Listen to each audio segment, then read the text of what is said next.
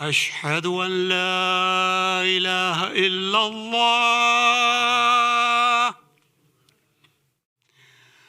أشهد أن لا إله إلا الله.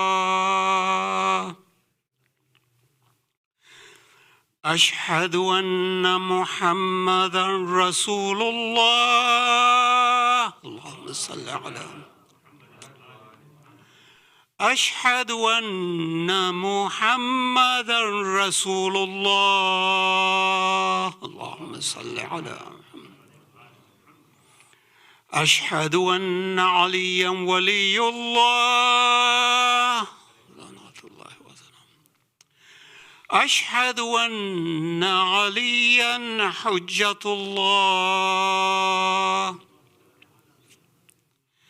حي على الصلاة. حي على الصلاة. حي على الفلاح. حي على الفلاح. حي على خير العمل. حي على خير العمل. الله أكبر. الله أكبر. لا إله إلا الله. لا إله إلا الله. إن الله وملائكته يصلون على النبي يا أيها الذين آمنوا صلوا عليه وسلموا تسليما.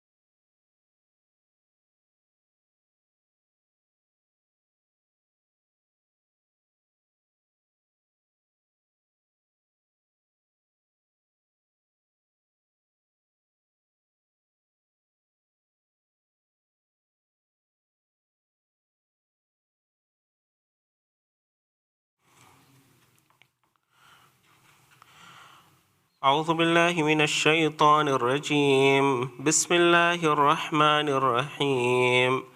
لا أقسم بيوم القيامة ولا أقسم بالنفس اللوامة أيحسب الإنسان أن لن نجمع عظامه بلى قادرين على أن نسوي بنانه بل يريد الإنسان ليفجر أمامه يسأل أيان يوم القيامة فإذا برق البصر وخسف القمر وجمع الشمس والقمر يقول الإنسان يومئذ أين المفر كلا لا وزر إلى ربك يومئذ المستقر ينبأ الإنسان يومئذ بما قدم وأخر بل الإنسان على نفسه بصيرة ولو ألقى معاذيره لا تحرك به لسانك لتعجل به إن علينا جمعه وقرآنه فإذا قرأناه فاتبع قرآنه ثم إن علينا بيانه كلا بل تحبون العاجلة وتذرون الآخرة وجوه يومئذ ناظرة إلى ربها ناظرة ووجوه يومئذ باسرة تظن أن يفعل بها فاقرة كلا إذا بلغت التراقي وقيل من راق وظن أنه الفراق والتفت الساق بالساق إلى ربك يومئذ المساق فلا صدق ولا صلى ولكن كذب وتولى ثم ذهب إلى أهله يتمطى أولى لك فأولى ثم أولى لك فأولى أيحسب الإنسان أن يترك سدى ألم يك نطفة من مني يمنى ثم كان علقة فخلق فسوى فجعل منه الزوجين الذكر والأنثى أليس ذلك بقادر على أن يحيي الموتى صدق الله العلي العظيم. اللهم صل على محمد وآل محمد.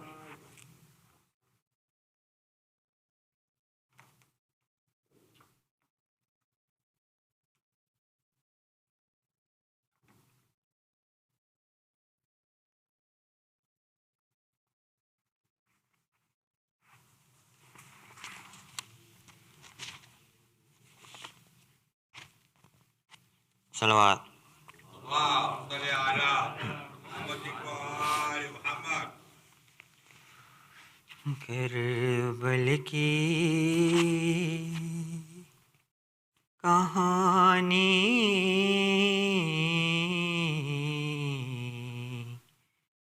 जब कोई भी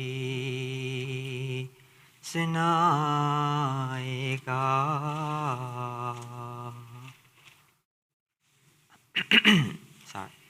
करबला ताज़ीम कर आई बहन शबीर की जाके कदमों से लिपट तू ज़ैनबे दिलगीर की कब्र से बेसर बहत्तर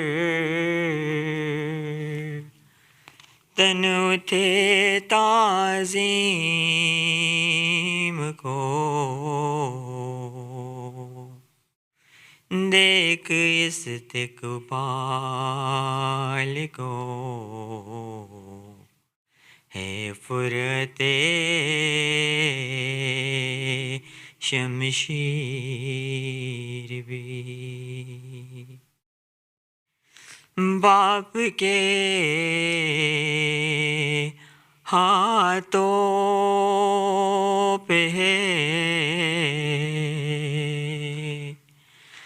معصوم اصغر تشنہ لا دیکھ اب تک ہے نشانی حرملا کی تیر کی قید سے چھٹ کر ہے آتا قافلہ زوار کا پوچھ لے ان سے ستم زندان کے جاگیر کی قید ہو کر جب چلی تھی سر پہ چادر بھی نہ تھی سر کھلے بازار میں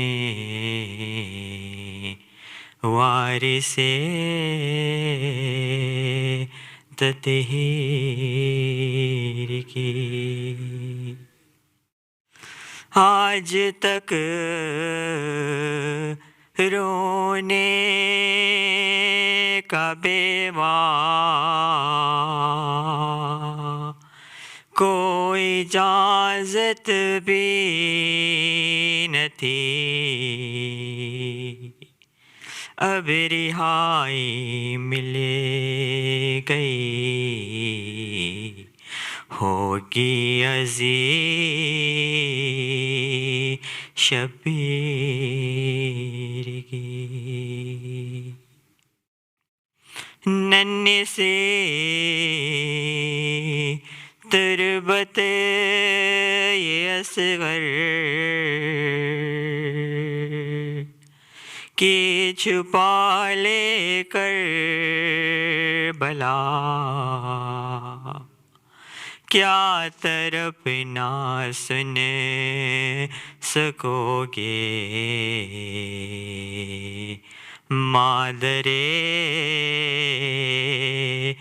بے شیر کی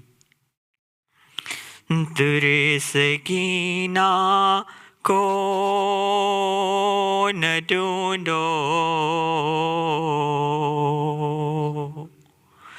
تربتِ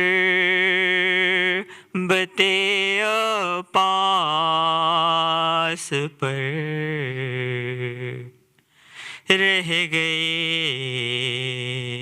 ہے شام میں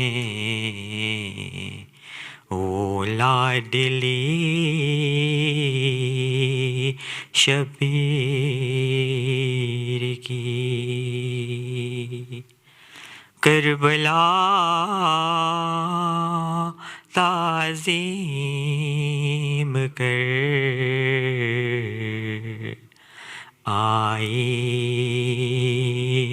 بہن شبیر کی صلوات اللهم صل على محمد وآل محمد.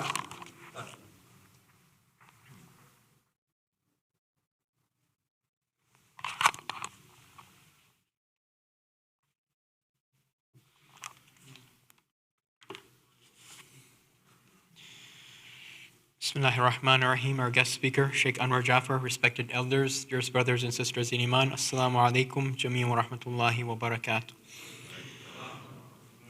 Surah Fatiha is requested for all marhumin listed on the screen, as well as all other marhumin. Surah Al-Mubarak Al-Fatiha.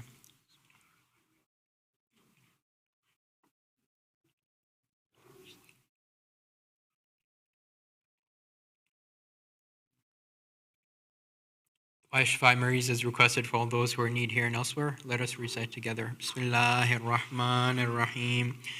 أَمَّن يُجِيبُ الْمُضْطَرَّ إِذَا دَعَاهُ وَيَكْشِفُ السُّوءَ أَمَّن يُجِيبُ الْمُضْطَرَّ إِذَا دَعَاهُ وَيَكْشِفُ السُّوءَ أَمَّن يُجِيبُ الْمُضْطَرَّ إِذَا دَعَاهُ وَيَكْشِفُ السُّوءَ أَمَّن يُجِيبُ الْمُضْطَرَّ إِذَا دَعَاهُ وَيَكْشِفُ السُّوءَ أَمَّن يُجِيبُ الْمُضْطَرَّ إِذَا دَعَاهُ وَيَكْشِفُ السُّوءَ. Ya Allah.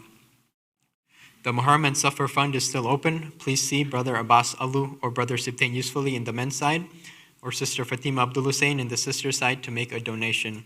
You may also use the QR code displayed on the screen in order to donate. We'll now inshallah have majlis by Sheikh Anwar Jaffer. Sallu ala Muhammad wa ali Muhammad.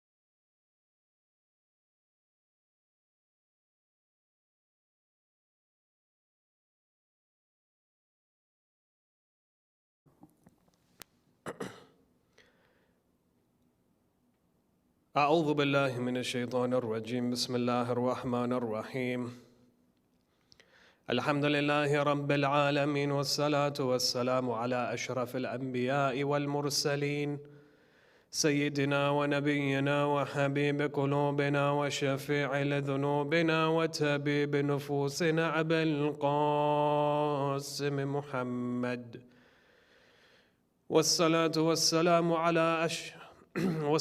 والسلام على أهل بيته الطيبين الطاهرين المعصومين المظلومين ولعنة الله على أعدائهم أجمعين إلى قيام يوم الدين. وفقنا الله وإياكم بعلم وعمل صالح إن شاء الله، بذكر الصلاة على محمد وآل محمد.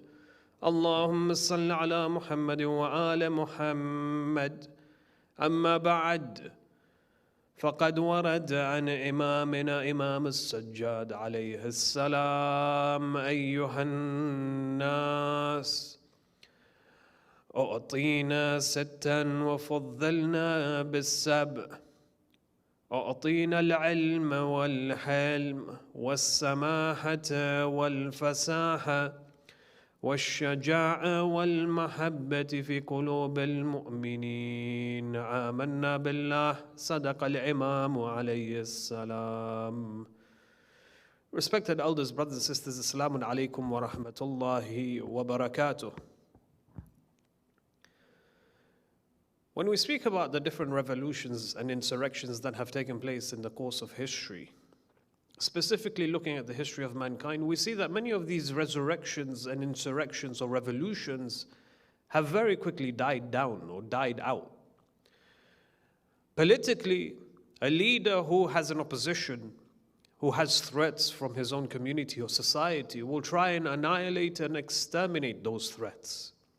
And so when you have certain key figures who are, for example, the essence of a revolution, the leader, the tyrant, the political party, the active political party at the time will take the opportunity to execute that leader.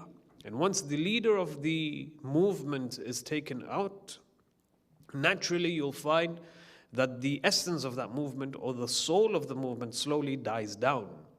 And so many a times you find that political leaders have been able to stop insurrections, they have been able to stop revolutions and hence protect their own political party, their own power by exterminating their enemies. Similarly, you find that when we speak about the tragedy of Karbala, Yazid ibn Muawiyah, being the political leader of the time, saw a threat. That threat was none other than Abi Abdullah alayhi salam. And just like any other leader in the world, you find that he made the effort, he exhausted all resources to exterminate and to execute Abu Abdullah alayhi salam. When news reached Yazid ibn Muawiyah that Imam al-Hussein salawatullahi wa salamuhu alayhi has every intention to uprise against him, to seek out a revolution against him, and he's seeking help from the people of Kufa, you found that Yazid ibn Muawiyah saw a threat, he recognized the threat, and he acted according to that threat and the level of that threat, which was to exterminate, which was to execute not only Abu Abdullah alayhi salam, but to slaughter his family as well. And we all know what happened on the 10th of Muharram. Beyond that, he made an example of the women, took them as prisoners, paraded them in the streets of Kufa, and paraded them in the streets of Sham. All of this was to show the people that there was a threat that he faced, and he handled the threat by executing anyone who dared to stand against him. But now when we examine history, we see that the movement of Abu Abdullah alayhi salam was in fact very much, the effects of the movement of Abu Abdullah alayhi salam was unprecedented, in the sense that although he was killed apparently on the 10th of Muharram, the soul of his movement, the essence of his movement still carried on. And it carried on simply because of the sermons, it carried on simply because of the behavior of the Ahl al-Bayt, specifically Imam Zayn Al-Abidin alayhi salam in Kufa, as well as in Sham, and of course alongside him, the daughters of Amir al-Mu'mineen alayhi salam. On the one hand, Kulthum, on the other hand, the Holy Lady Zainab al-Kubra, salawatullahi wa salamuhu alayhima. And then you had, for example, the sermons of Fatima al-Saghra, and so on and so forth. You find that these key proponents, members of the Ahl al-Bayt alayhim salam, when they saw that the head of the movement, when they saw that the leader of the movement, who was of course Abu Abdullah alayhi salam, although he was executed, that soul of the essence of the movement did not stop after the massacre of Abu Abdullah alayhi salam. They took it upon themselves to carry on the movement of Abu Abdullah alayhi salam. And they did so through their words, and they did so through their actions. And it had a profound effect even in the coming years. And of course, we read in history that the movement of Karbala was now officially the beginning of the end of the Bani Umayyah.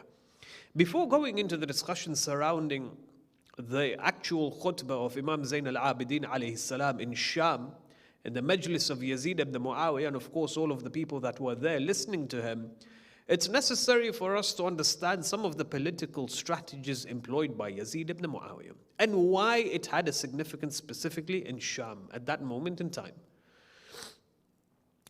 When we speak about the severing of the heads, it's a difficult discussion to have naturally, but it's something significant that we ought to speak about. When we speak about the discussions of the severing of the heads and how Yazid ibn Muawiyah as well as Ibn Ziyad behaved with the family of the Ahl al-Bayt alayhim salam, we come to an understanding, we acknowledge that it had nothing to do with the religion of Islam itself. And this is significant because you find that Yazid, Ibn Ziyad, all of these were now key proponents. They were now officially the representatives of Islam. And this is the message that they were delivering to the people, that we are the agents of Allah subhanahu wa ta'ala, but every behavior that they acted out was in contrast to the message of Islam. When it comes to the severing of the heads, this idea never existed in the time of the Holy Prophet of Islam. Yes, the Holy Prophet engaged in many battles along with him or alongside him, Amir al-Mu'mineen alayhi salam. They engaged in many battles. They, for example, killed many of their enemies. The Prophet, according to the ayah of the Holy Quran, ashidda al-kuffar, he was severe, absolutely severe when it came to his retaliation against the kuffar, the disbelievers. But at the same time, you realize that the Holy Prophet never engaged in the act of severing the heads of his enemies. This is not part and parcel. This is not the adab of a Muslim. A Muslim must defend himself when he is attacked. A Muslim has the right to self-defend himself. But at the same time, There are certain adabs and etiquettes associated with it. And one of them is that he is not allowed to mutilate the body of his enemy. If the enemy dies, for example, then there is ihtaram to that body of the enemy. And so the Holy Prophet made sure to make this known to the people who have just embraced the religion of Islam. Likewise, during the Khilafah of Amir al-Mu'mineen alayhi salatu wasalam, severing of the heads was not part and parcel of his behavior, especially when he engaged in the civil wars in his time. In fact, beyond that, you find that the people who supported him fighting against Muawiyah ibn Abi Sufyan, against the Khawarij, against, for example, Talha and Zubair in the Battle of Jamal, you realize that the Imam alayhi salam at the end of these battles made it clear to the people that no war booty should be taken from the enemies. Yes, they are our enemies. They provoked us. They actively were trying to kill us, and we defended ourselves. And many lost their lives in the process. But that doesn't mean that their war booty becomes halal on us. Why? Because of ihtaram on them. They are Muslims at the end of the day. Yes, there are severe major differences of opinions in this regard until one was willing to kill the other. Amir al-Mu'mineen alayhi salam came forward and he said, we defended ourselves. There are many casualties, unfortunately. That doesn't mean that their war booty becomes halal on us. So there is severe ihtaram on the body of the deceased, even if that body of the deceased is from the enemies. The first person who engaged in the act of severing of the heads was none other than Khalid ibn Walid. During the Khilafah of Abu Bakr, there was a tribe, the tribe of Malik ibn Nuwayra, who refused to give bay'ah to Abu Bakr.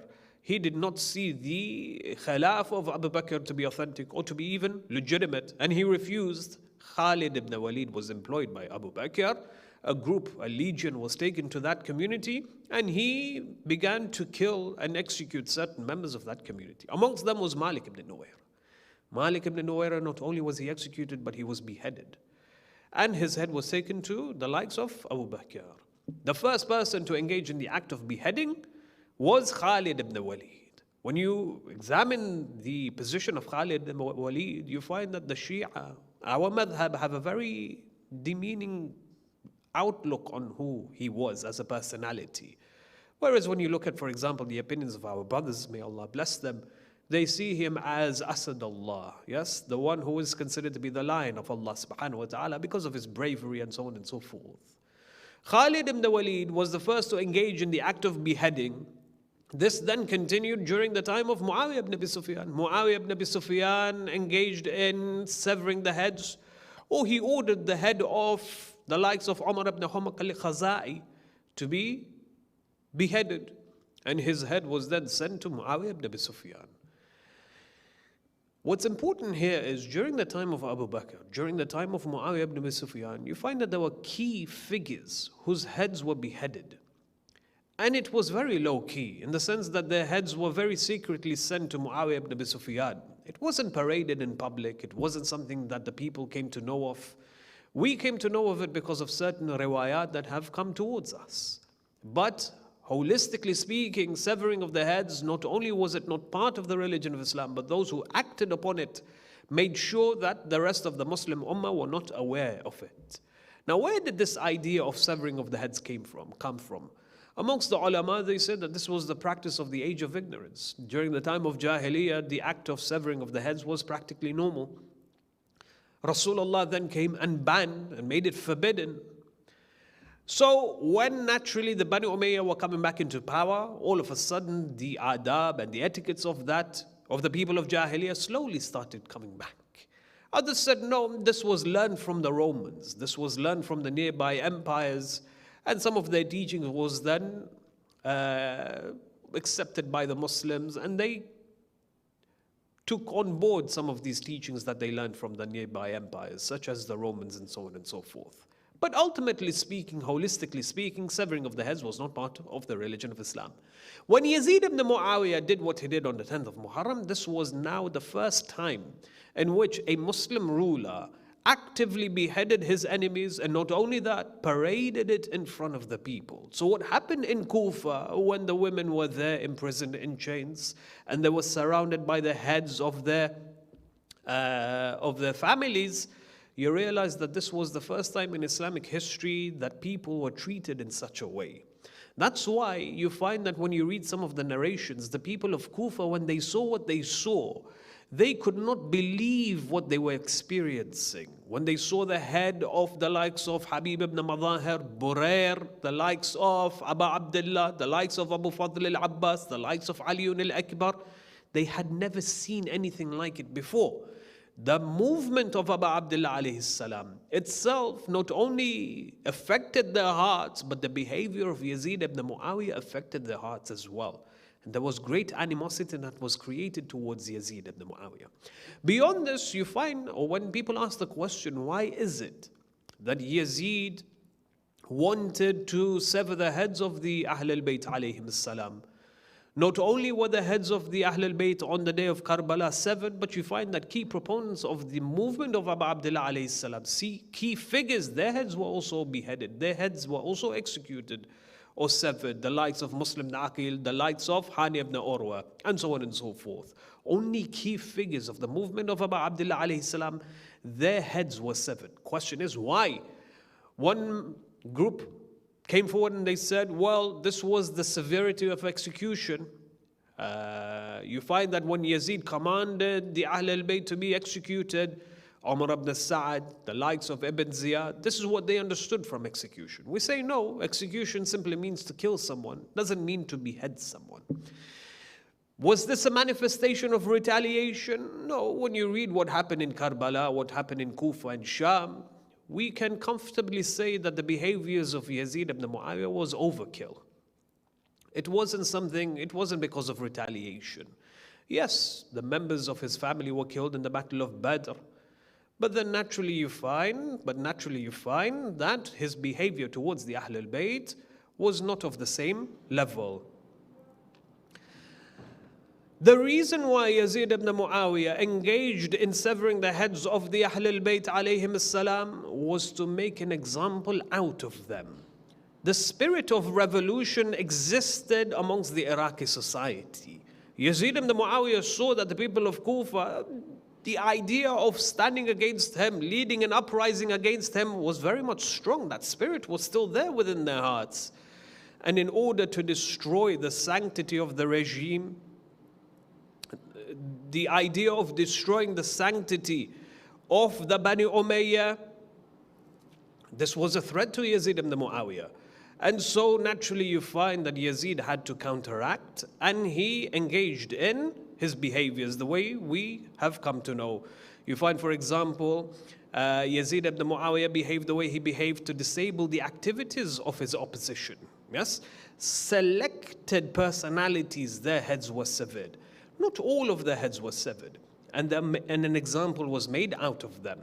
When you therefore come towards the sermons of Bibi Zaynab salamullahi alayha, when you therefore come towards the sermons of the likes of Imam al-Sajjad alayhi salam, you find that it affected the hearts of the people, especially when Imam al-Sajjad bravely stood in front of his enemies and began to examine his lineage, especially when Zaynab salamullahi alayha begins to rebuke Yazid ibn Muawiyah and likewise rebuke Ibn Ziyad. When people began to hear the words of the Holy Lady as well as Imam al-Sajjad, a guilty conscience now began to emanate from their hearts.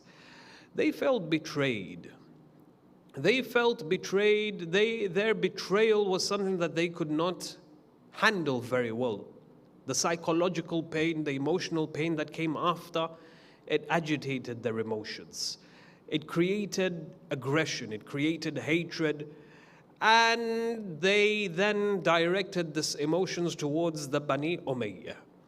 They were enraged, and it further triggered revolutions that came after the revolution of Abu Abdullah alayhi salam. When you read the books of history, they say that after Karbala, many different revolutions started taking place over the courses of the years.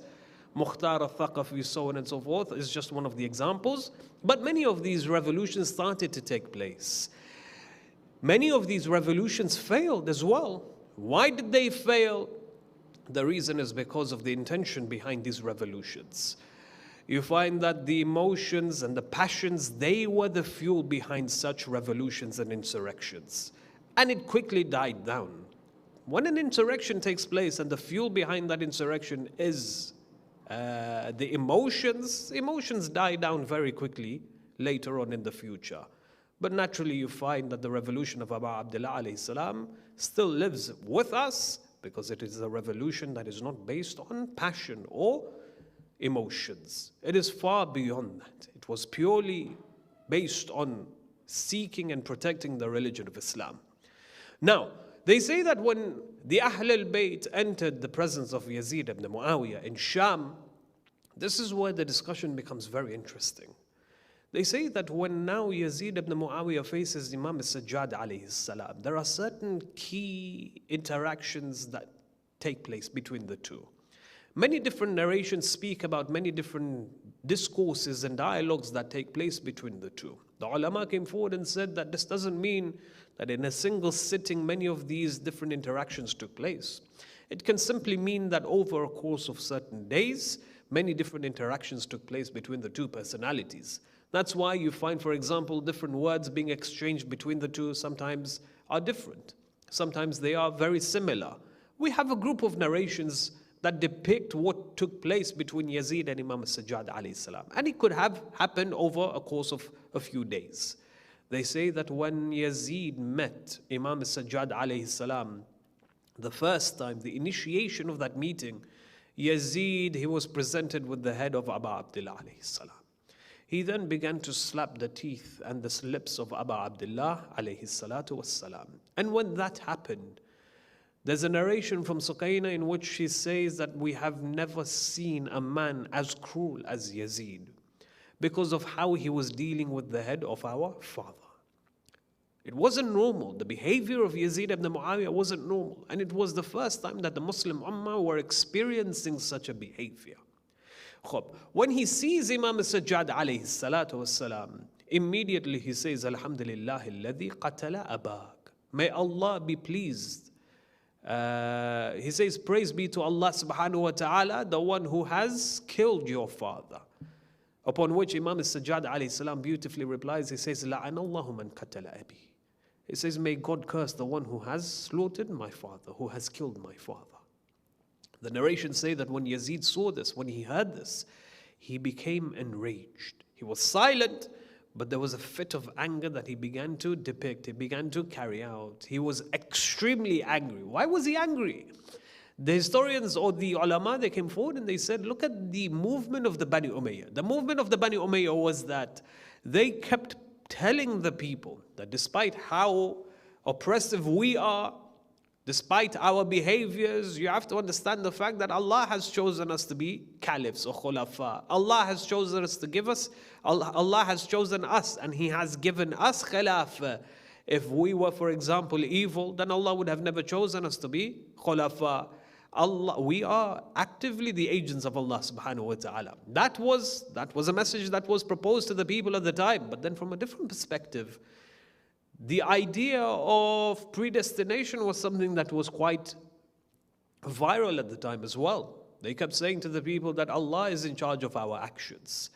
All the good that we do, Allah is in charge of it. Allah made us do it. All the evil that we carry out as well, it is because Allah has allowed us or Allah has made us to carry out that evil. Ultimately, free will, the idea of free will was now being watered down amongst the discussions in the religion of Islam. So when Imam Sajjad alayhi salam said, La'an Allahu man qatala abi, may Allah curse the one who killed my father, naturally Yazid became angry because deep down he knew that he was responsible for the killing of Abu Abdullah alayhi salam. Despite the message that was given to the people, you found that Yazid ibn Muawiyah was enraged by the statements of Imam alayhi salam. He knew that he was fully responsible for the execution of Imam al-Hussein alayhi salam. Then, when he was enraged in the fit of anger, he then confirms or he then gives the order to execute Imam al-Sajjad alayhi salam. When the sayaf, when the man with the sword comes towards the executioner, when he came towards Imam al-Sajjad alayhi salam, you find that the women began to plead, the women began to cry. They were on the verge of seeing Imam al-Sajjad alayhi salam being executed. A point of note, a note that needs to be taken here into consideration is that whenever we read the riwayat of the exchanges that takes place between Yazid and the Ahl al-Bayt alayhim as-salam, you have to realize and understand one key point, And that is that the situation, the circumstance was very erratic at the time. It was very emotional. Words cannot depict how the Ahl al-Bayt alayhim salam felt during the time. We hear narrations from certain personalities of the words that took place between the two figures or the two parties, but we can't really understand the emotions that happen in the courthouse, in the courtroom of Yazid ibn Muawiyah. It's as if the words of the riwayat don't speak about the emotions of the Ahl al-Bayt alayhim salam. So when they saw Imam al-Sajjad on the verge of being executed, naturally you found that the ladies began to retaliate. Then Imam al-Sajjad alayhi salam speaks to Yazid. He says, look, if you kill me, my women, my children, they will have no one to take them back home. I am the only mahram left in this family. Keep me alive and I will return them, I will escort them back to the city of Medina. Upon which Yazid, when he heard these words, imagine, there's a crowd there now. The crowd, when they hear the words of Imam al-Sajjad alayhi salam, they realize that this is a man who has ghayra, has some sort of protective identity over his family. They were affected by his words. When Yazid saw the effects it had on the people that were listening to his words, he then calmed down and he ordered the executioner to back off. This is one of the interactions that takes place. Then in a different narration, it explains to us that Yazid, when he turns to Imam al-Sajjad alayhi salam, he says to him, Ya ibna Rasulillah, wa ma asabakum min musibatin, fa bima kasabat aydikum. That whatever musibah that has come towards you in your life, it is because of what you have done with your own hands. Meaning what? Meaning what has happened in Karbala, it was revenge or it was punishment from Allah subhanahu wa ta'ala for what you have done. There are certain actions that you performed and Allah punishes you for those specific actions. Interestingly, Imam al-Sajjad alayhi salam replies with the best of replies. He says, وَمَا أَصَابَ مِن مُصِيبَةٍ فِي الْأَرْضِ وَلَا فِي أَنفُسِكُمْ إِلَّا فِي كِتَابٍ مِّن قَبْلٍ. And so on and so forth. The verse continues. He says, every musibah that we face in this world, it is simply because Allah has destined us to go through it. All of the different adversities, bala, all of the different pain and aggression that we go through, it is because Allah has destined it for us. It is not because of the actions that we've performed and Allah is turning to us and delivering punishment to us.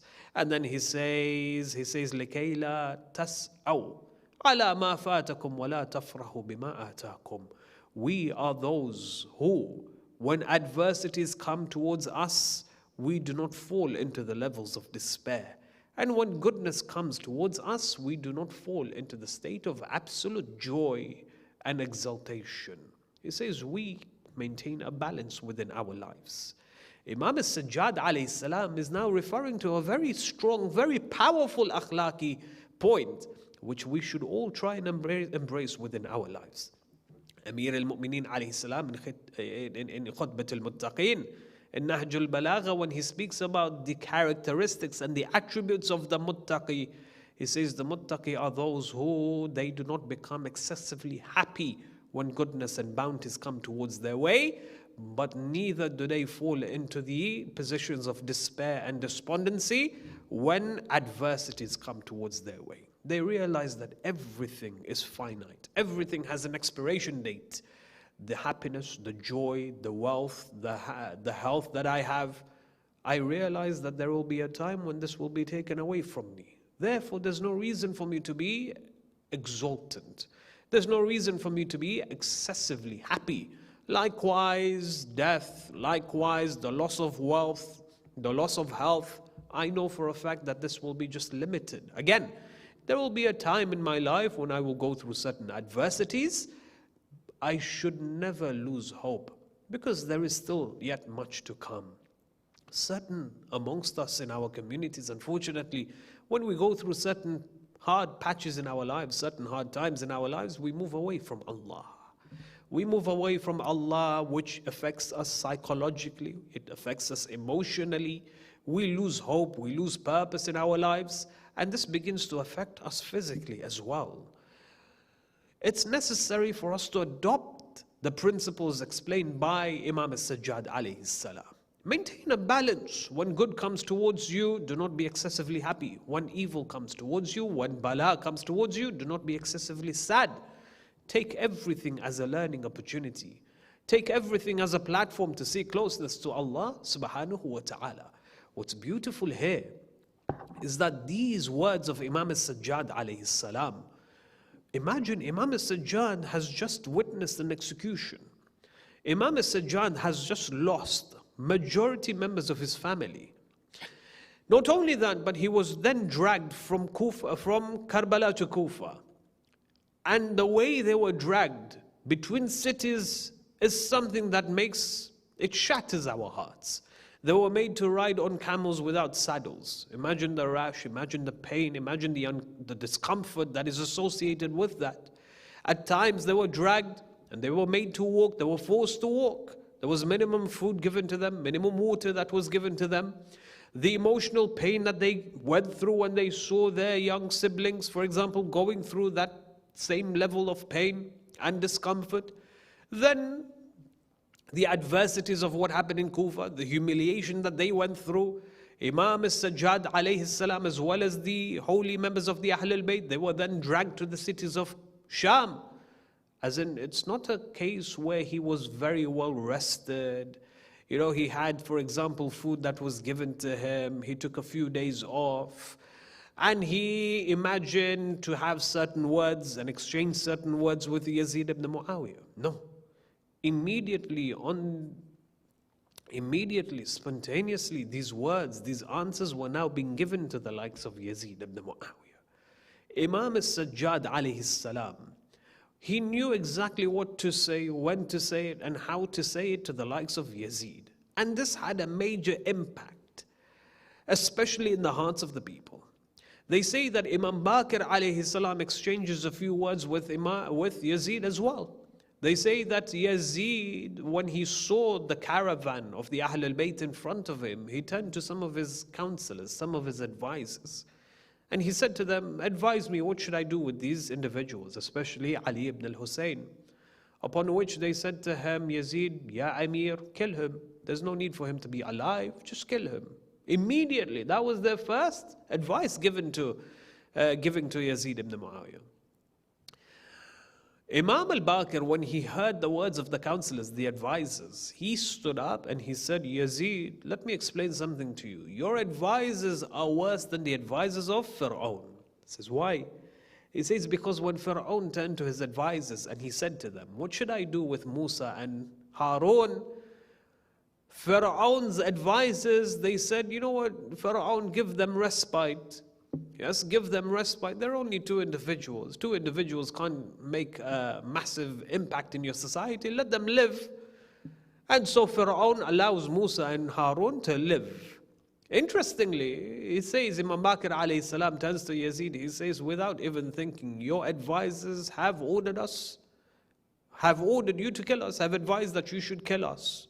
That, in our opinion, makes them worse than the advisors of Fir'aun. He says, Yazid, do you know why that is? Yazid's now intrigued by the words coming from a 3-year-old. He says, explain to me, why is that? Why are my advisors worse than the advisors of Fir'aun? He says, because your advisors were born out of wedlock. Whereas the advisors of Fir'aun, they were mawlud al-tahara, they were born within, for example, the Sharia of the time that existed. Your advisors, they are from an illegitimate birth. And only those who are born out of wedlock will have the audacity to kill the Rusul, the Anbiya, as well as the Awsiya of the Anbiya.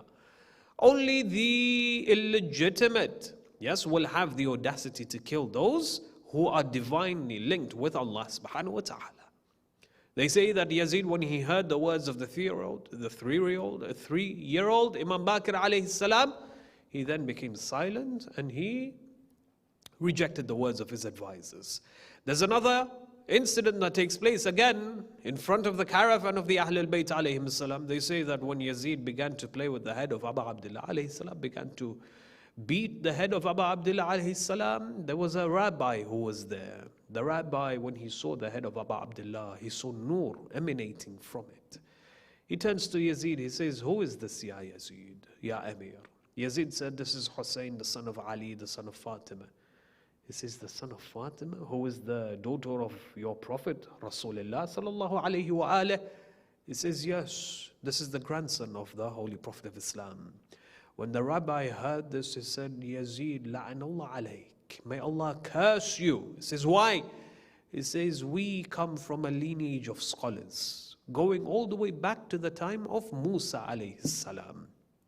Yes, he said, Musa did not leave behind a grandson. But wallah, if Musa had left behind a grandson, the people would have worshipped him instead of Allah.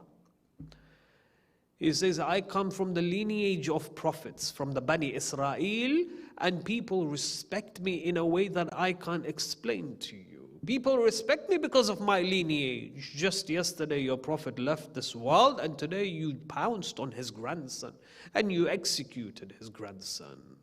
They say that Yazid, when he heard the words of this rabbi, he ordered the execution of the rabbi. Yazid ibn Muawiyah was not a normal personality. He was a personality that was very much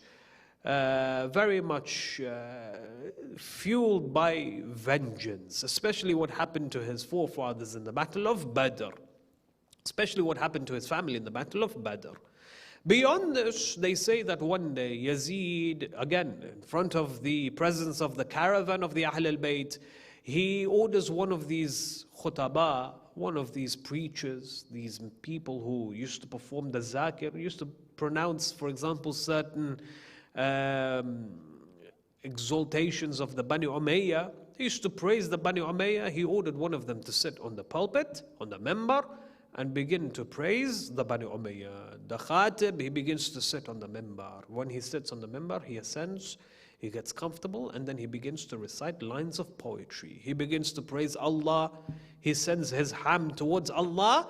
Then he begins to praise the Prophet. Then he begins to praise the Bani Umayyah, one after the other. Then at the same time he begins to curse Ali ibn Abi Talib. He begins to curse Abu Abdullah alayhi salam, Imam al-Hasan alayhi salam as well.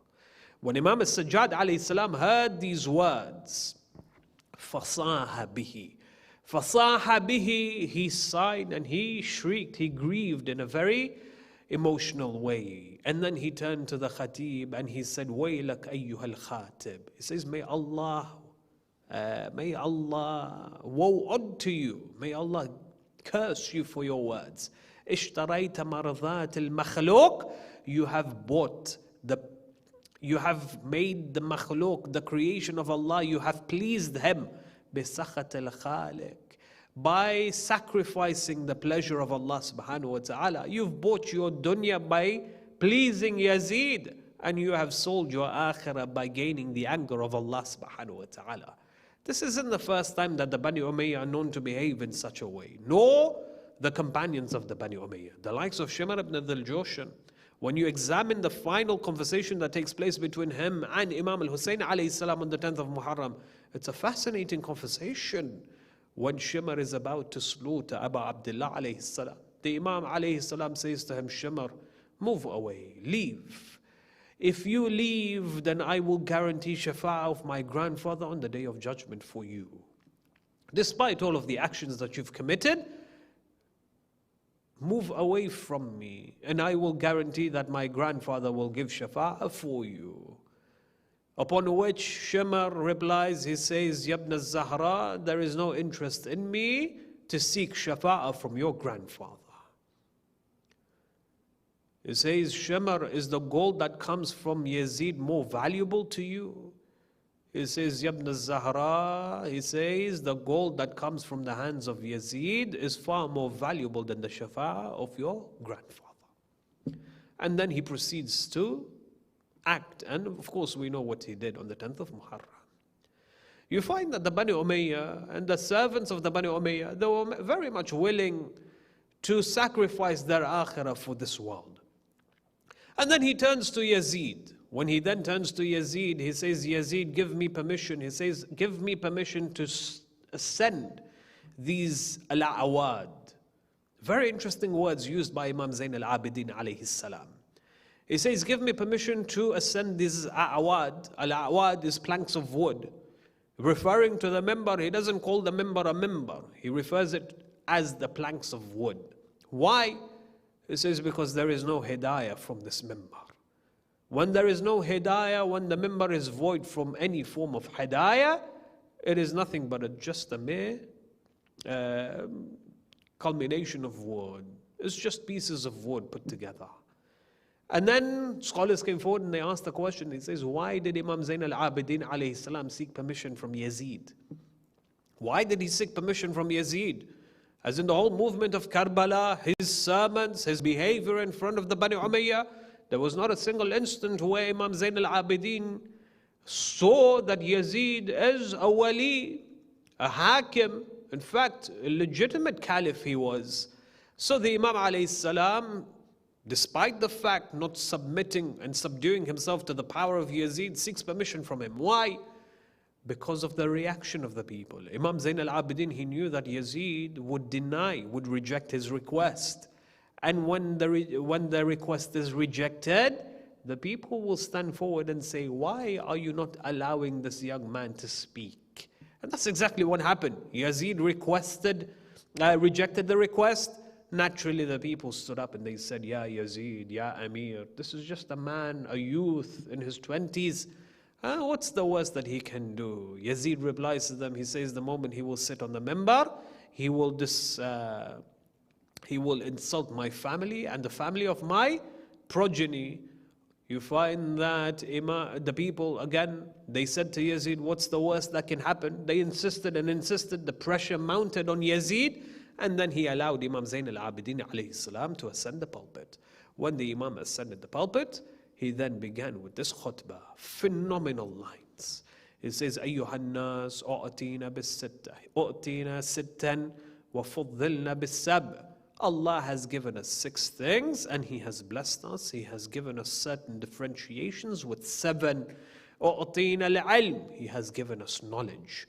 Ayah of the Holy Quran, وأحسيناه وَكُلَّ شَيْءٍ أَحْسَيْنَاهُ فِي كِتَابٍ مُبِينٍ. And we have written everything. We have given knowledge to the one who is considered to be Imam Mubin, the most apparent Imam. You ask yourself, who is this Imam Mubin?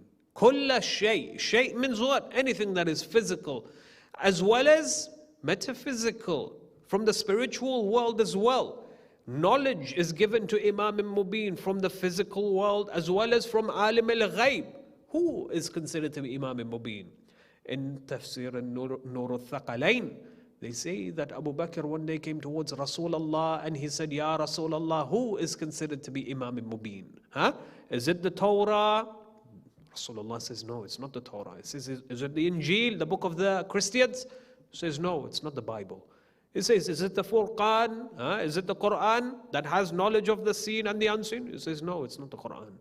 Upon which Amir al-Mu'mineen alayhi salam then enters the presence of Rasulullah. He turns to him, he points towards Amir al-Mu'mineen, and he says, Wallah, this is Imam Mubin. The A'immat al-Athar, they are those who have knowledge of everything that is physical and non-physical. If Allah chooses to give them certain types of knowledge, it is because Allah has blessed them. Yes, has given them that type of knowledge. The Imam alayhi salam uses the word u'tina. He says, Allah has given us this knowledge. Meaning what? Meaning you can study for however long you want. You can study for centuries. You will never achieve the same level of knowledge that we have. And the reason why is because Allah has given us this knowledge. It's not something that we have acquired from other individuals. It's not that we have acquired from certain thoughts that have existed in the times. It is because Allah has enlightened our hearts with such levels of knowledge. And then He says, Allah has given us hilm. Hilm is what? Hilm is when you control yourself, especially in the state of anger. Imam al-Sajjad knew that the people of Sham, they were brainwashed to believe that the Ahl al-Bayt were far away from the Sunnah of Rasulullah. And whenever he was abused by them, it angers a person. Yes, whenever we face abuse in our lives, it angers us. But that anger was controlled. That anger was most definitely controlled. When the old man came to Imam al-Sajjad alayhi salam and he said to him, may Allah bless our Amir Yazid, may Allah curse you for standing against him. The Imam alayhi salam said to him, O old man, have you read the Quran? Do you have a relationship with the Holy Quran? He says, yes, I recite the Quran on a daily basis and so on and so forth. He says, have you read the verse in the Holy Quran in which the Holy Prophet says, قُلْ لَا أَسْأَلُكُمْ عَلَيْهِ الْأَجْرِ إِلَّا الْمَوَدَّةَ فِي الْقُرْبَةِ. He says, I ask no recompense for you for all of the knowledge that I have given you except that you love my Ahl al-Bayt. He says, yes, of course I've come across this verse. He says, we are from the Ahl al-Bayt of the Holy Prophet of Islam.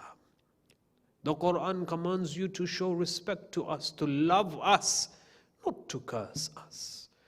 When Imam Sajjad alayhi salam showed the old man that he was closer to the Holy Prophet than anyone that existed in the world, he found that the old man saw hidayah from the mouth, from the words of the Imam alayhi salam. Then he begged the Imam for forgiveness. The Imam had every right to turn to him in anger and pray against him. Yes, because of the abuse that was directed to him from the old man. But the Imam says we have helm. In times of anger, we control our anger. We persevere. We have that level of patience. Was-samaha. He says Allah has given us generosity. The act of being generous. We know how generous the Ahl al-Bayt alayhim salam were. The peak of generosity was seen by Abu Abdullah alayhi salam when he sacrificed everything that he had on the 10th of Muharram. Wal-fasaha, and eloquence. Again, going back to the point, Imam Sajjad, when he was dragged from city to city, it's not like he sat down with a pen and paper and he began to, write down the words of the sermon. Nor did he practice these words, nor did he edit them again and again. You see, when we, for example, have a speech to make, we sit down, we practice, we prepare, we make sure that we have our ayats, our hadith ready. Yes, when a lecturer sits, for example, is about to begin his class, he's got students in front of him, there's a level of preparation that goes in preparing a class or a majlis. Imam Zayn Al-Abidin alayhi salam, spontaneously when he sits on those a'wad, on those planks of wood, the mimbar, he begins to deliver a sermon that has been immortalized. A sermon that when people began to listen to its words, their hearts were shattered. It ripped open their hearts. They began crying. They began lamenting. They were commemorating the tragedy of Abu Abdullah alayhi salam, simply by listening to the words of Imam Zayn al-Abidin. Allah has given us fasaha. Allah has given us the power of eloquence. And then he says, washaja'a. Allah has given us bravery. Where did the Imam alayhi salam deliver his sermon? In the midst of his enemies. He was surrounded by people who used to often give la'na on Ali ibn Abi Talib. He gave the sermon in front of the presence of Yazid ibn Muawiyah. In the midst of his enemies, he begins to deliver a sermon.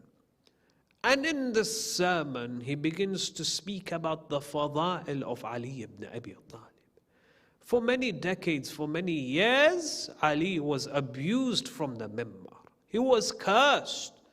Imam al-Sajjad sees the opportunity, and in the midst of his enemies, he begins to sing and praise Ali ibn Abi Talib alayhi salam. Imagine the bravery that it requires for a man to sit in front of his enemies and to mention words that is in contrary to the beliefs of his enemies. He says that Allah has given us shaja'ah. And of course the shaja'ah, the bravery that is seen in the battlefield, very much known to the people of the time. The participation of Ali ibn Abi Talib, the participation of Imam al-Hassan, the bravery of Imam al-Hussein alayhi salam, and so on and so forth. And then he says Allah has given us mahabba, has made the mu'mineen love us. Even today, yes, today, after 1400 years, the love that we have towards Imam al-Sajjad, towards Abu Abdullah alayhi salam, you'll find a person who will never come to the center. He'll make sure that on the days of Muharram, he'll come to the center. He says Allah has given us the authority that the mu'mineen will love us. The mu'mineen are always attracted towards the Ahl al-Bayt alayhim as-salam. And then he goes on to say, وَفُضِّلْنَا بِأَنَّا مِنَّا وَفُضِّلْنَا, and Allah has given us certain aspects, certain things that differentiate us from everyone else. And what are those? بِأَنَّ مِنَّا النَّبِيَّ الْمُخْتَارِ, that from us is the Prophet of Islam, the chosen one from Allah subhanahu wa ta'ala. وَمِنَّا الصِّدِّيقِ, and from us is the one who was considered to be truthful. A title that was stolen from Amir al-Mu'mineen alayhi salam and given to certain other personalities. وَمِنَّا الطَّيَّارِ, and from us is the person who flies with his wings, Jaffer al-Tayyar. وَمِنَّا أَسَدَ Allah, and from us is the likes of Hamza. وَأَسَدَ رَسُولِهِ, the lion of Allah and the lion of his Prophet, who was slaughtered, who was killed in the battle of Uhud. وَمِنَّا سِبْتَا هَذِهِ الْأُمَّةِ, and we, Allah has given us in our lineage the princes of paradise. مَنْ عَرَفَنِي عَرَفَنِي, and the one who knows me knows who I am. وَمَنْ لَمْ يَعْرِفْنِي, and those who do not know me then know me according to my lineage, according to the merits that Allah subhanahu wa ta'ala has given us. Then he proceeds to then speak about his lineage. I am the son of, I am the son of, I am the son of, and he begins to narrate the merits and the fada'il of Ali ibn Abi Talib. Towards the end of his sermon, people begin to cry and they weep and they lament. Yazid sees that slowly the people are now moving away from him. He calls for the mu'adhin to recite adhan, and this allows the Imam alayhi salam to stop his sermon.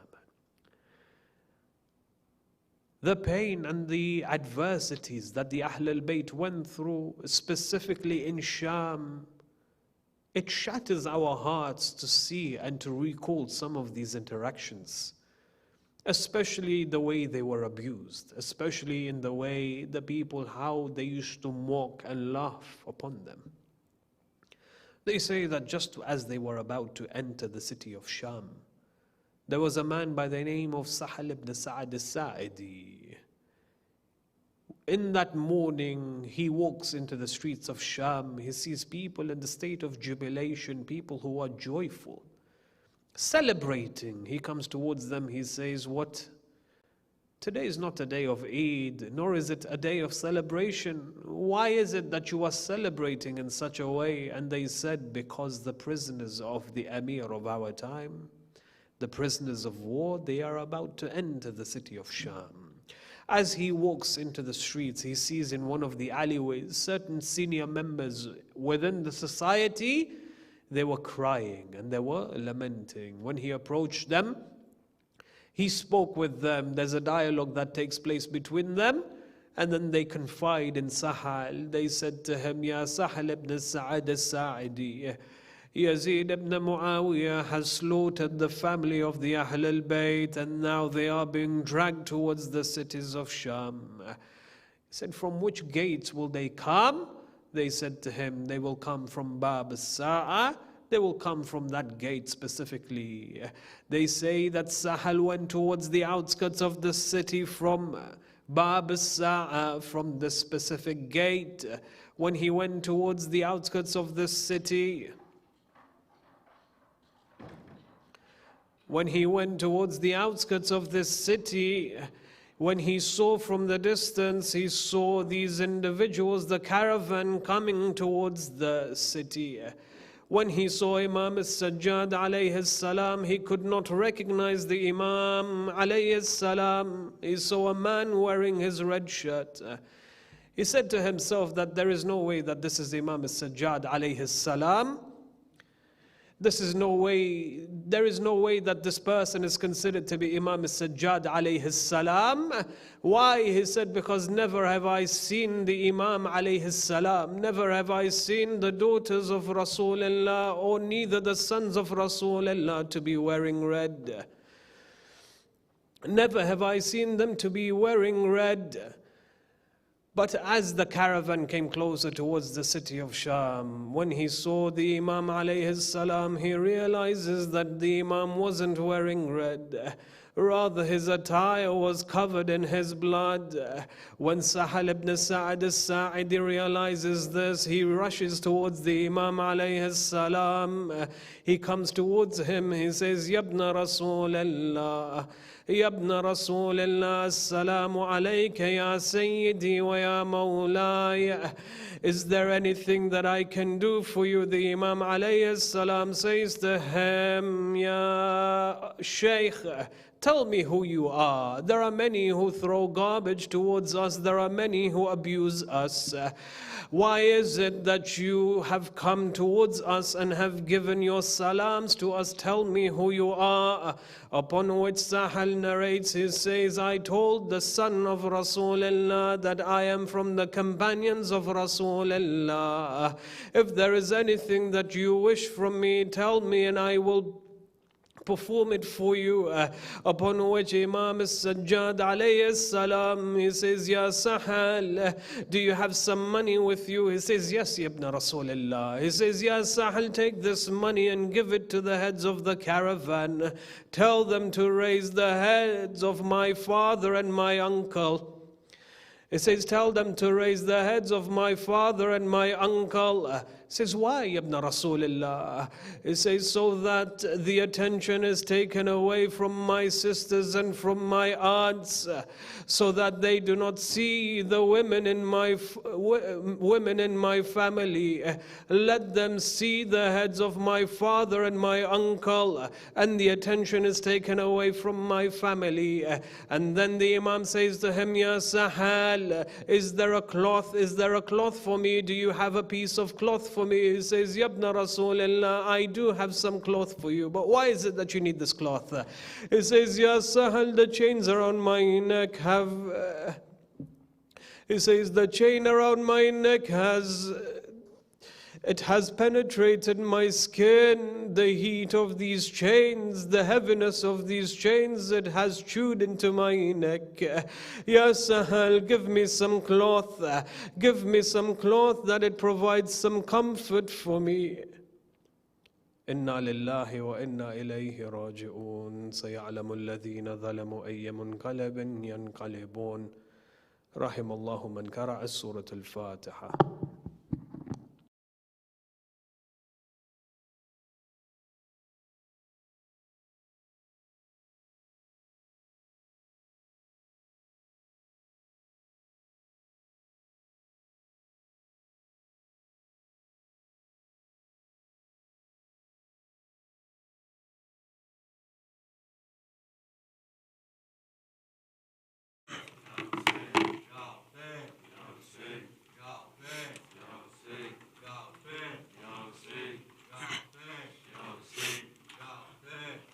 अम्मा फिजा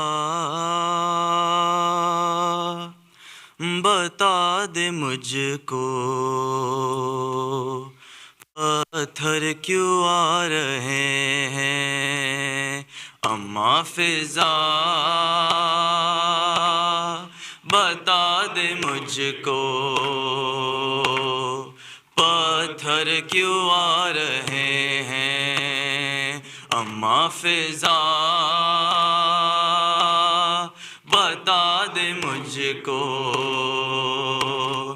पत्थर क्यों आ रहे हैं कैसा है ये चरागा कैसा है ये चरागा दिल डूबे जा रहे हैं क्या शाम आ गया है अम्मा फिजा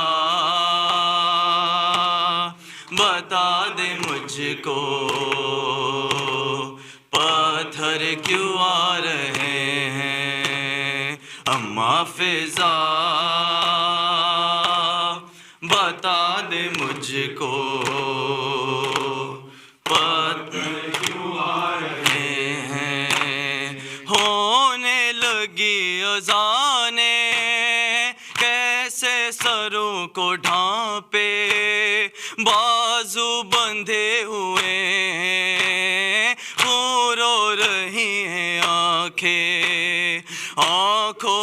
خون سے راستے خون میں نہا رہے ہیں. کیا شام آ گیا ہے اماں فضا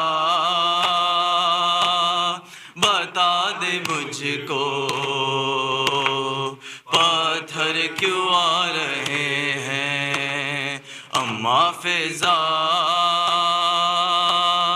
بتا دے مجھ کو پتھر کیوں آ رہے ہیں. سجاد کا کلیجا صد پاش ہو رہا ہے ایک ایک زخم ان کا اس غم میں رو رہا ہے. زینب کا نام لے کر آدھا بلا رہے ہیں. کیا شام آ گیا ہے اماں فضا بتا دے مجھ کو پتھر کیوں آ رہے ہیں اماں فضا بتا دے مجھ کو پتھر کیوں آ رہے ہیں. نیزے پہ جتنے سر ہے ایک سر ہے ان میں ایسا آنکھیں ہے بند اس کی اور خاک پر گرتا. عباس کا یہ سر ہے عباس کا یہ سر ہے تیور بتا رہے ہیں. کیا شام آ گیا ہے اماں فضا بتا دے مجھ کو پتھر کیوں آ رہے ہیں اماں فضا بتا دے مجھ کو پتھر کیوں آ رہے ہیں. اتنا چلے ہیں پیدل کانٹوں پہ سارے قیدی تھک جاتی چلتے چلتے چلتی اگر زمین بھی پیروں کے آبلے بھی آنسو بہا رہے ہیں. کیا شام آ گیا ہے اماں فضا بتا دے مجھ کو پتھر کیوں آ رہے ہیں اماں فضا بتا دے مجھ کو پتھر کیوں آ رہے ہیں.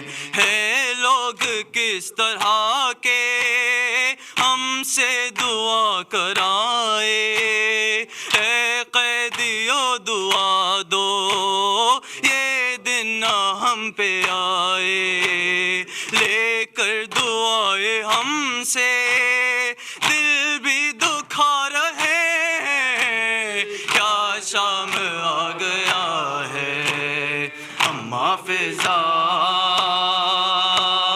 بتا دے مجھ کو پتھر کیوں آ رہے ہیں اماں فضا بتا دے مجھ کو پتھر کیوں آ رہے ہیں.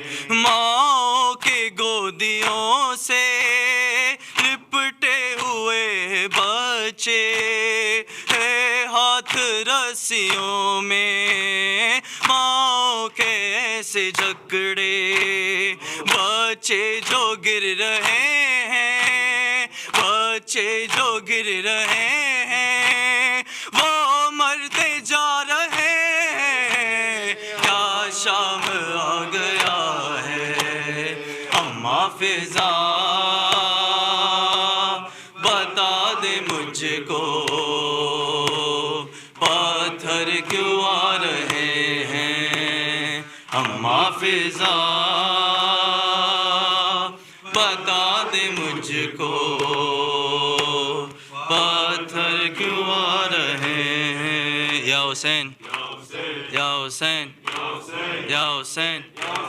Ya Hussein, Ya Hussein, Ya Hussein, Ya Hussein, Ya Hussein, Ya Hussein, Ya Hussein, Ya Hussein,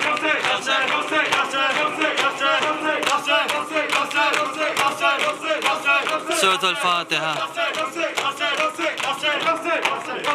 سورة الفاتحة.